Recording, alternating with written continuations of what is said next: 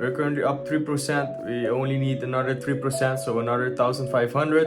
Guys, I know this video was meant to be a US30 trade recap, but I managed to also catch a trade on NQ in the PM session using the funded account. Currently up 1,500.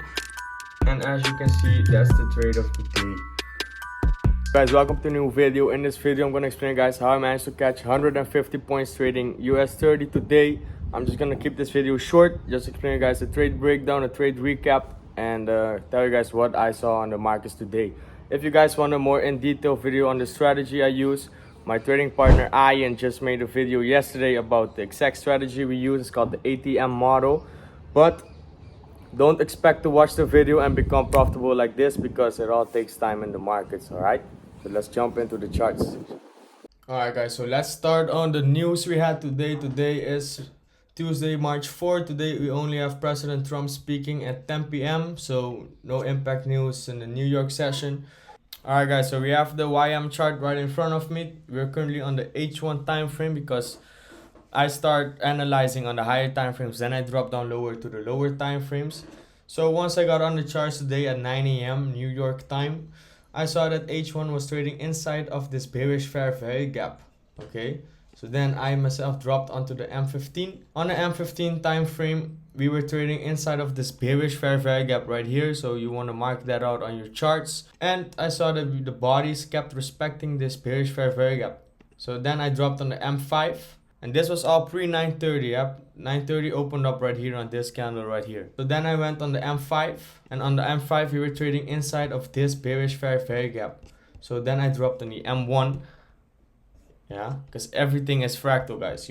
Once you take a trade, every time frame has to be aligned. If not, the trade is not A plus setup. On the M1, really simple. We created this order block. We had a change in state of delivery right there, and I entered off that. Pretty simple. So we have the H1 bearish fair value gap, M15 bearish fair value gap. Then we traded inside the M5 fair value gap. And then you drop on the M1. On the M1, we created a order block. And honestly, this trade cannot be more simple, guys. This is all part of the ATM model.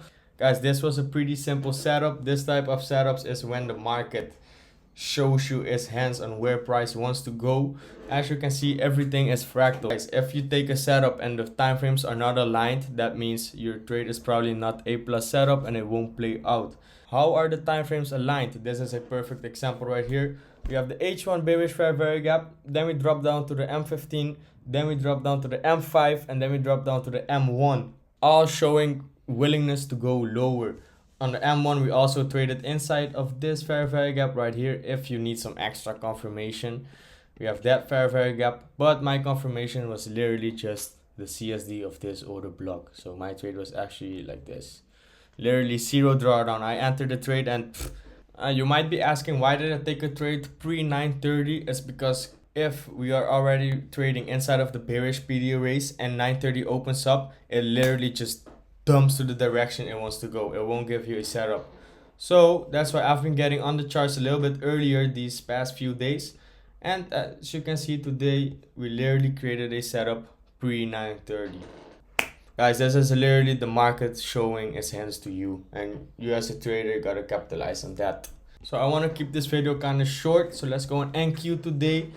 Guys, I know this video was meant to be a US30 trade recap, but I managed to also catch a trade on NQ in the PM session.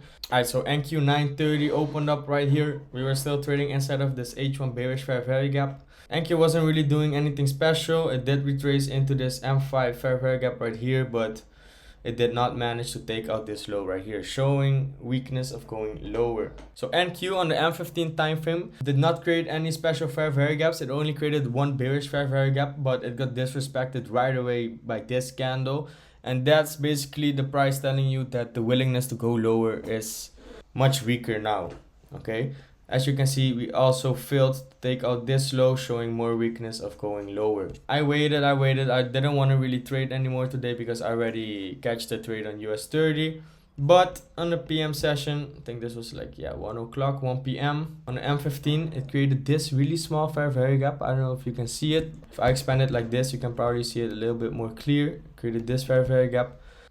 Then after tapping into the M15 fair value gap, price created a fair value gap on the M5, indicating that's willingness to go higher. Guys, one tip I can give you guys, if price retraces into a PD array on one time frame, then on another time frame creates another PD array, another fair value gap, that is market telling you that it has willingness to go into that direction. Okay, like that's the order flow. All right, so we have this M15 PD array right here. After tapping into that on the M5, we create this M5 PD array, this fair value gap, and as you can see, the bodies keep respecting it. Okay, so after this bearish body close, I expected price to kind of do the same on this leg up.